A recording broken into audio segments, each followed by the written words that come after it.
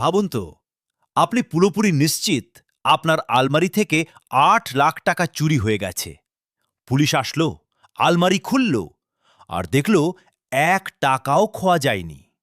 হ্যাঁ, সত্যের মৃত্যু নেই নাটকের শেষ পর্বে ঠিক এমনটাই ঘটেছে। কিন্তু আসল প্রশ্ন হল, যদি চুরি নাই হয়, তবে পুরো পরিবারকে খাবারের সাথে ঘুমের ওষুধ খাইয়ে গভীর ঘুমে ডুবিয়ে রাখল কে? গত পর্বে আমরা দেখেছি এক ভয়াবহ পারিবারিক ষড়যন্ত্র। মইনের মা মিমের বাবার সাথে হাত মিলিয়ে এক মিথ্যে অসুস্থতার নাটক সাজিয়েছে। উদ্দেশ্য একটাই, মইন আর মিমকে বাড়ি থেকে দূরে সরিয়ে দেওয়া। দর্শক হিসেবে আমরা খুব সহজেই বুঝতে পারছি, এই চুরির নাটকের পেছনে বাইরের কোনো চোর নয়, বরং ঘরের মানুষেরই মাস্টার মাইন্ড কাজ করছে। মইনকে দূরে সরিয়ে আসলে কি হাসিল করতে চাইছে তার মা?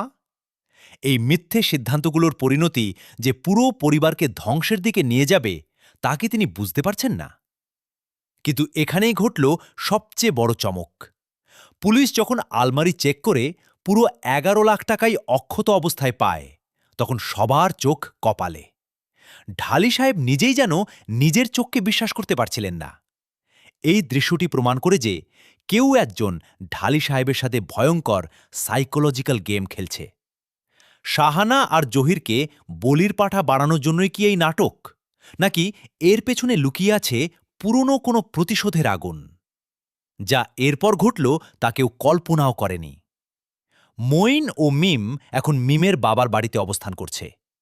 মিমের বাবা যে আসলে গুরুতর অসুস্থ নন, নিছক গ্যাস্ট্রিকের দোহাই দিয়ে যে মিথ্যে বলা হয়েছে, তা চতুর মইনের চোখ কতক্ষণ এড়িয়ে থাকবে?